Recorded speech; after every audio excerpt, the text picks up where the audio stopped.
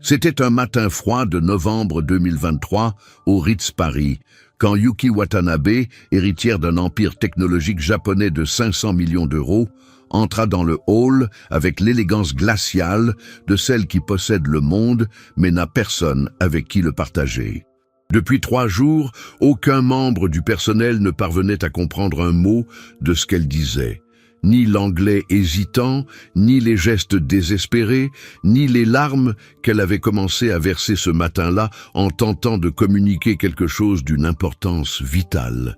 Mais quand Sylvie Dubois, 45 ans, femme de ménage avec une vie de sacrifice derrière elle, entendit Yuki chuchoter en japonais parfait des mots que personne d'autre n'avait compris, le sang se figea dans ses veines. Ce que Yuki tentait de dire depuis des jours allait bouleverser non seulement l'hôtel, mais révéler une vérité si incroyable qu'elle changerait à jamais la vie des 2 femmes, prouvant que parfois le destin se cache dans les endroits les plus inattendus. Le Ritz Paris rayonnait dans sa magnificence dorée, avec ses lustres en cristal qui projetaient des ombres dansantes sur les marbres précieux. C'était ici que se retrouvait l'élite internationale, où chaque détail murmurait le luxe et où chaque service coûtait plus que le salaire mensuel de la plupart des Français.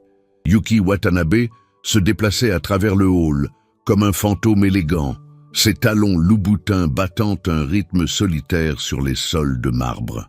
À 28 ans, elle était l'unique héritière de l'empire technologique Watanabe Corporation, un colosse qui dominait le marché asiatique avec des chiffres d'affaires qui faisaient pâlir bien des nations.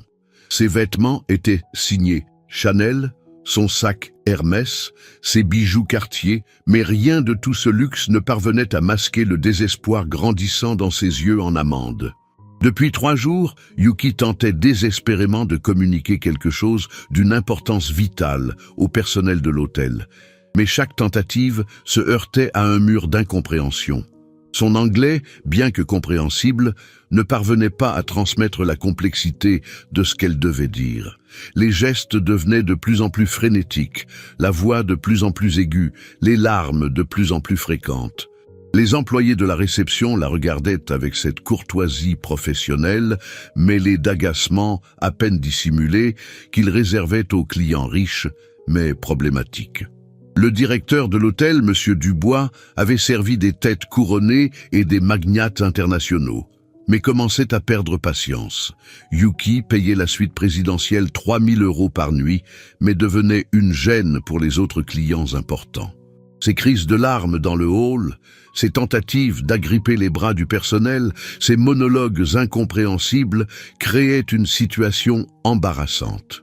Ce matin de novembre, tandis que la pluie battait contre les baies vitrées et que Paris s'éveillait gris et mélancolique, Yuki se trouvait de nouveau dans le hall. Elle portait un tailleur bleu marine qui coûtait plus qu'une voiture de luxe, mais son maquillage parfait ne parvenait plus à dissimuler les cernes et la fatigue. Ses tentatives de communication devenaient de plus en plus dramatiques. Elle pointait vers le haut, vers les chambres, puis vers elle-même, puis de nouveau vers le haut. Les autres clients commençaient à se retourner, certains avec curiosité, d'autres avec une irritation mal cachée.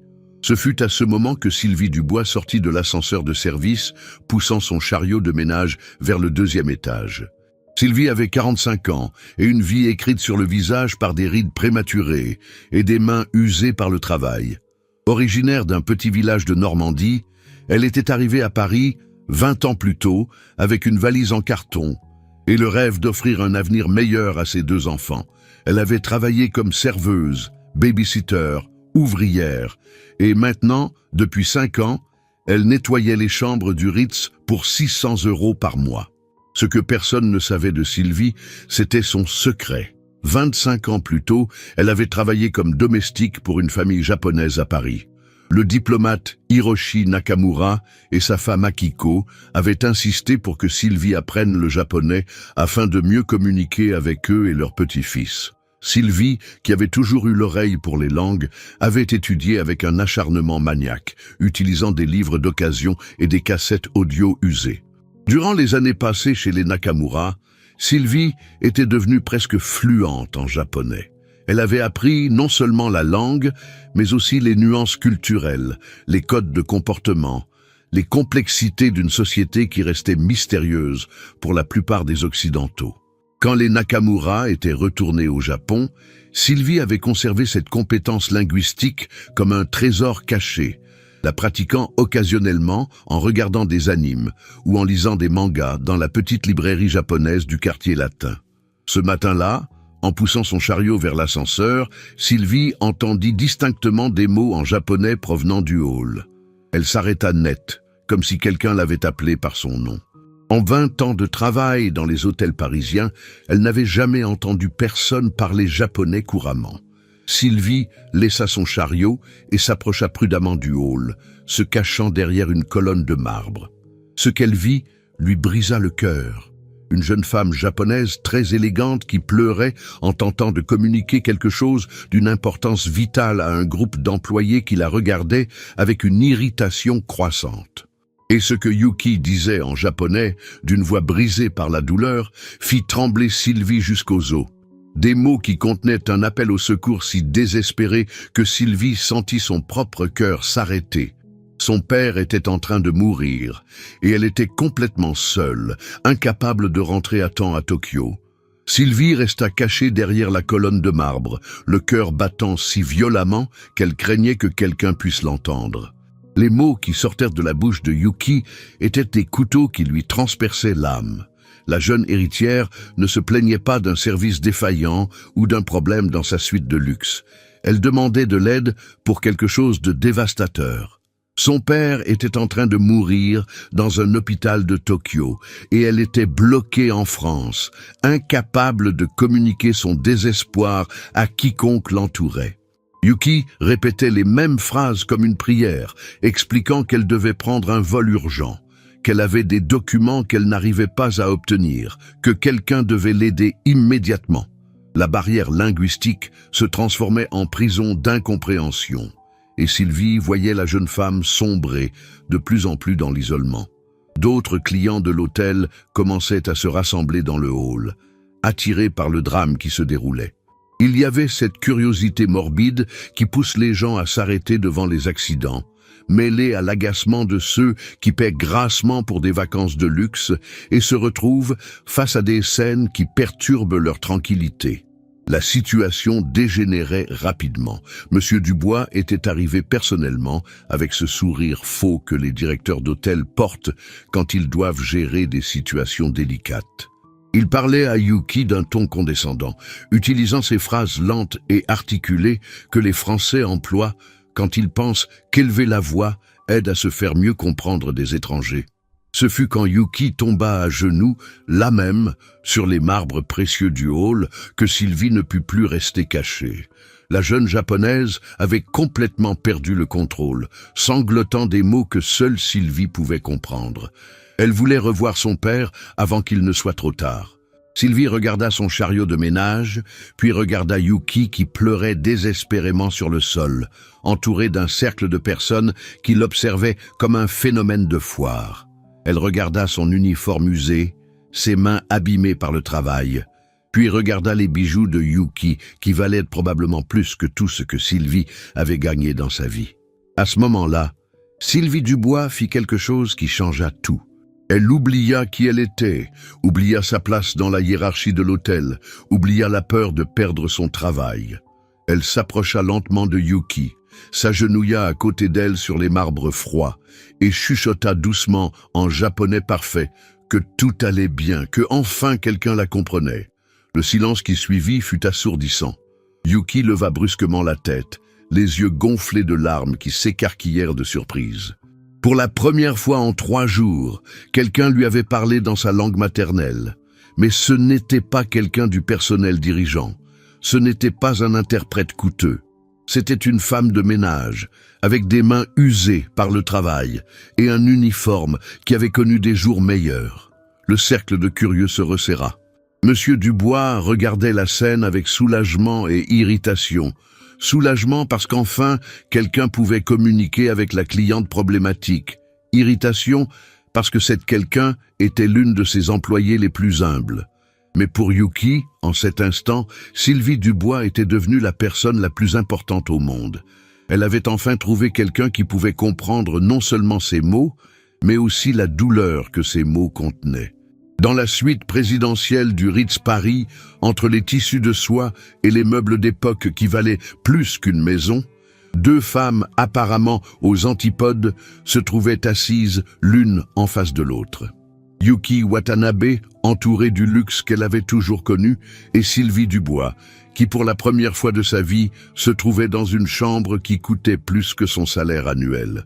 La vérité que Yuki révéla dans les heures qui suivirent fut dévastatrice. Son père, Hiroshi Watanabe, fondateur de l'empire technologique familial, était en train de mourir d'un cancer du pancréas dans un hôpital privé de Tokyo. Les médecins lui donnaient moins d'une semaine à vivre, mais Yuki était bloquée en France par une série de circonstances cruelles.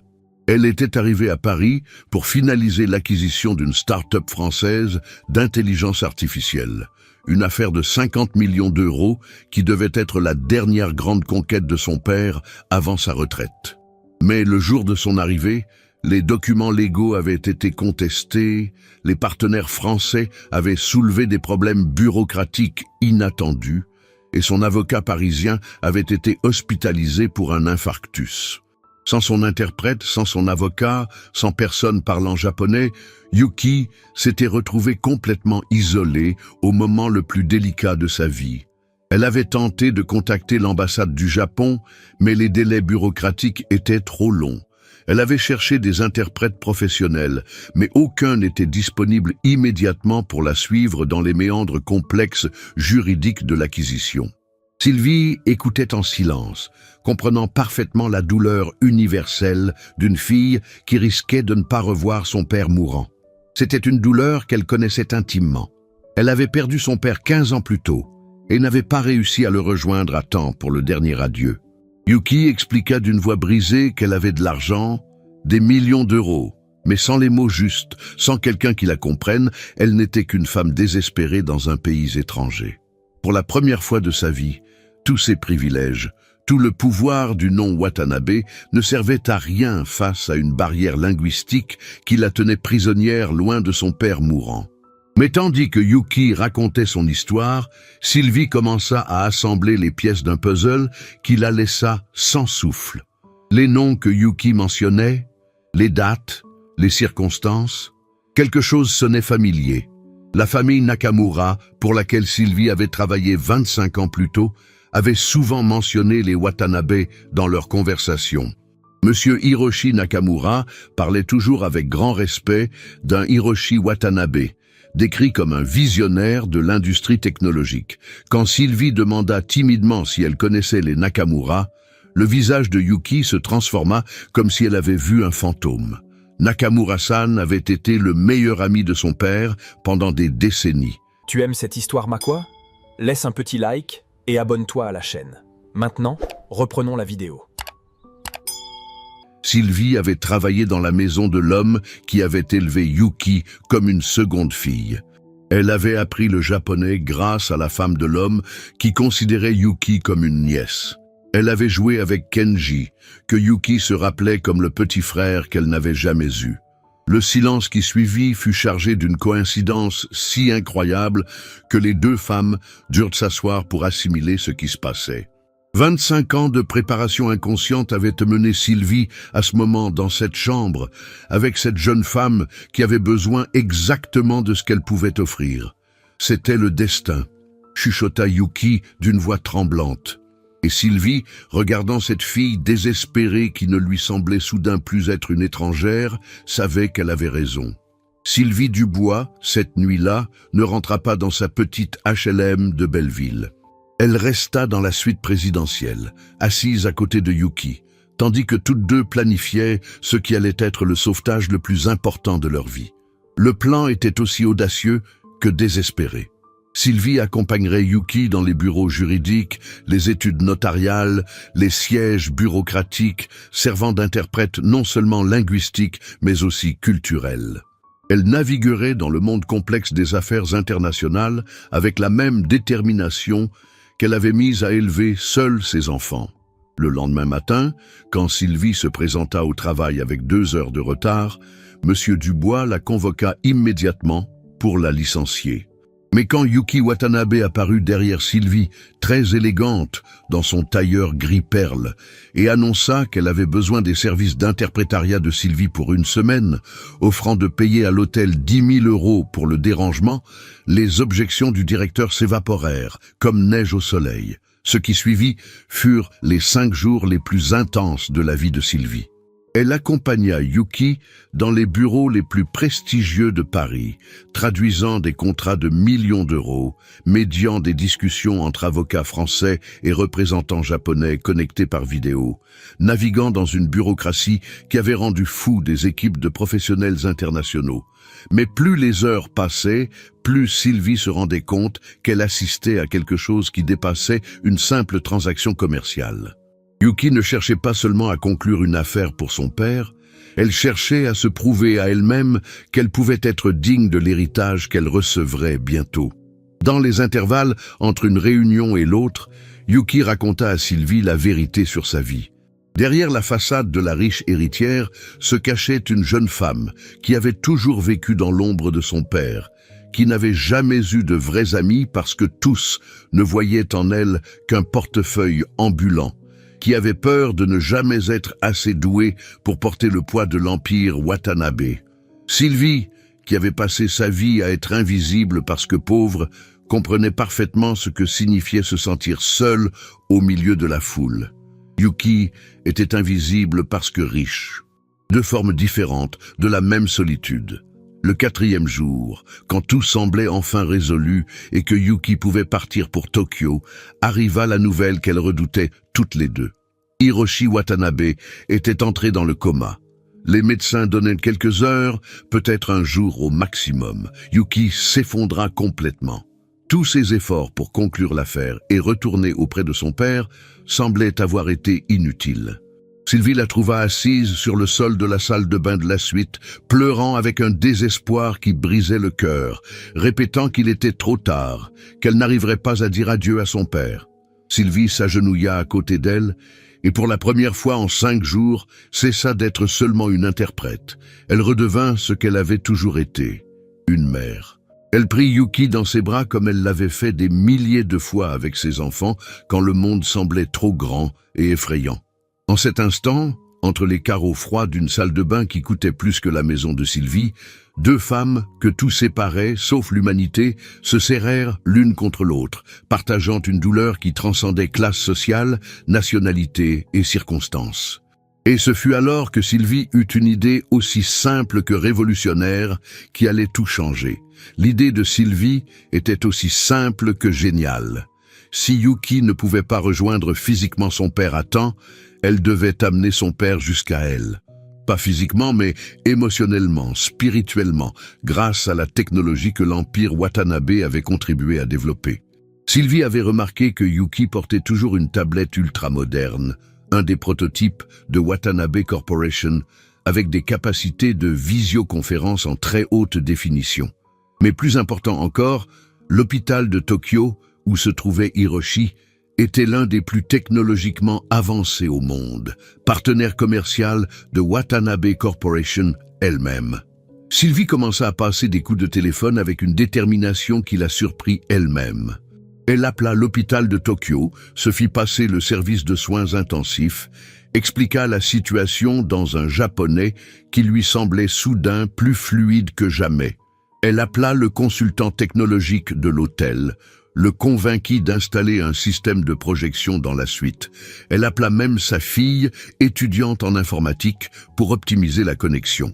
Yuki regardait Sylvie évoluer dans la suite comme un général organisant une bataille, parlant 3 langues différentes, coordonnant des personnes à des milliers de kilomètres de distance, transformant une chambre d'hôtel en centre de communications internationales. C'était la première fois qu'elle voyait quelqu'un se battre si durement pour elle, non pas pour son argent, mais simplement parce que c'était juste. 6 heures plus tard, quand le soleil se couchait sur Paris et se levait sur Tokyo, la suite présidentielle se transforma en quelque chose de magique. Le système de projection créait une image grandeur nature de la chambre d'hôpital, où Hiroshi Watanabe gisait entouré de machines. La qualité de l'image était telle qu'il semblait que les deux pièces avaient été unies par une porte invisible. Yuki s'approcha lentement de la projection, et quand ses yeux rencontrèrent ceux de son père, qui s'était réveillé du coma à ce moment précis, comme s'il avait senti sa présence, tous deux commencèrent à pleurer. Ce qui suivit fut un adieu qui dura toute la nuit. Père et fille parlèrent de tout ce qu'ils ne s'étaient jamais dit, de tous les regrets et de tous les espoirs. Yuki raconta à son père l'affaire qu'elle avait réussi à conclure, comment elle avait surmonté chaque obstacle, comment elle avait trouvé une force qu'elle ne se connaissait pas. Mais surtout, Yuki parla à son père de Sylvie, de comment une femme de ménage française, qui gagnait en un mois ce qu'elle dépensait pour un dîner, lui avait sauvé non seulement l'affaire la plus importante de sa vie, mais l'âme même. Hiroshi écouta en silence, puis demanda à parler à Sylvie. Quand elle s'approcha de la projection, timide face à l'un des hommes les plus puissants du monde, Hiroshi la remercia dans un français hésitant, lui disant qu'elle avait donné à sa fille ce qu'il n'avait jamais réussi à lui donner, une vraie amie. Hiroshi Watanabe mourut à l'aube, tandis que le soleil se levait simultanément sur Paris et sur Tokyo. Mais il ne mourut pas seul. Il mourut après avoir pu dire à sa fille tout ce qu'il avait dans le cœur, après avoir vu que sa petite fille était devenue une femme forte et capable. Et Yuki n'affronta pas cette perte seule. À côté d'elle se tenait Sylvie, qui la serra dans ses bras, tandis que le monde semblait s'écrouler, lui murmurant des mots de réconfort dans la langue qu'elle partageait désormais comme un pont entre deux âmes. 6 mois plus tard, le Ritz Paris était le théâtre d'un événement que personne n'aurait jamais pu imaginer. Dans le même hall où tout avait commencé, où Yuki avait pleuré désespérément sans que personne ne la comprenne, se célébrait l'inauguration de la fondation Hiroshi Watanabe pour l'intégration culturelle. Yuki Watanabe, désormais officiellement à la tête de l'empire familial, avait pris une décision qui avait bouleversé le monde des affaires internationales. Elle avait transféré le siège européen de Watanabe Corporation à Paris et créé une fondation dédiée à l'élimination des barrières linguistiques et culturelles qui séparaient les gens dans les moments les plus importants de leur vie. Sylvie Dubois ne poussait plus un chariot de ménage dans les couloirs de l'hôtel. Elle était assise derrière un bureau de cristal dans les bureaux parisiens de Watanabe Corporation avec le titre de directrice de l'intégration culturelle et un salaire qui lui permettait enfin de ne plus s'inquiéter des factures. Mais l'argent n'était pas la chose la plus importante qu'elle avait gagnée. Elle avait gagné une famille. Yuki avait insisté pour que Sylvie amène ses enfants, Marc et Julie, vivre dans un appartement près de son penthouse, dans le 16e arrondissement. Elle avait payé l'université à Marc, inscrit Julie dans le lycée international le plus prestigieux de Paris. Mais surtout, elle avait comblé le vide que la mort de son père avait laissé dans sa vie, trouvant en Sylvie la mère qu'elle n'avait jamais eue et dans les enfants de Sylvie les frères et sœurs qu'elle avait toujours désirés. La fondation Hiroshi Watanabe s'occupait de former des interprètes culturels, de créer des programmes d'échange linguistique, d'assister les personnes en difficulté à l'étranger à cause des barrières linguistiques. Elle était devenue en quelques mois l'une des organisations à but non lucratif les plus respectées de France et avait déjà aidé des centaines de personnes à surmonter les mêmes difficultés qui avaient failli détruire Yuki. Ce soir-là de l'inauguration, tandis que les invités les plus importants de la société parisienne portaient un toast au succès de la fondation, Yuki et Sylvie se retrouvèrent seuls sur la terrasse de l'hôtel, regardant Paris illuminé comme elle l'avait fait cette première nuit 6 mois plus tôt. Yuki dit doucement que sans Sylvie, elle ne savait pas quel genre de personne elle serait devenue. Sylvie répondit que grâce à Yuki, elle avait réappris à rêver. 6 mois plus tôt, elles étaient 2 femmes que le destin avait rendues invisibles pour des raisons opposées. Yuki était invisible parce que trop riche, trop puissante, trop différente pour être comprise. Sylvie était invisible parce que trop pauvre, trop ordinaire, trop insignifiante pour être remarquée.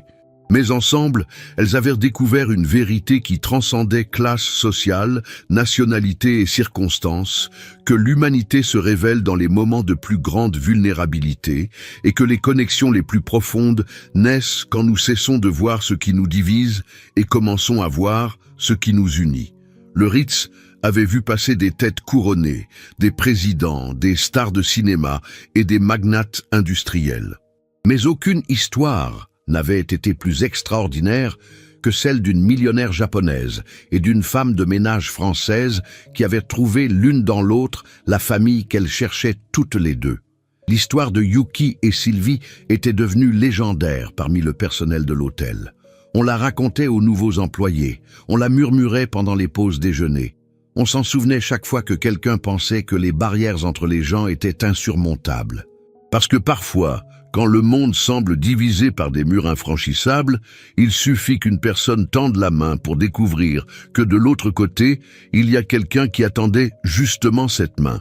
Et que l'amour, la compassion et la compréhension parlent une langue universelle que tous peuvent apprendre, s'ils ont seulement le courage d'écouter avec le cœur. Si cette histoire t'a fait croire que la gentillesse peut abattre n'importe quelle barrière, laisse un like. Raconte-nous dans les commentaires, as-tu déjà aidé un inconnu en difficulté? Crois-tu que les différences culturelles peuvent être surmontées par l'humanité? As-tu déjà vécu une situation où une compétence cachée t'a changé la vie? Abonne-toi et active les notifications pour d'autres histoires qui prouvent que les miracles arrivent quand on s'y attend le moins. Partage cette histoire avec quelqu'un qui a besoin de croire que chaque personne a une valeur inestimable, indépendamment de sa position sociale. Rappelle-toi, dans un monde qui souvent nous divise, la compassion est la langue universelle que nous pouvons tous parler.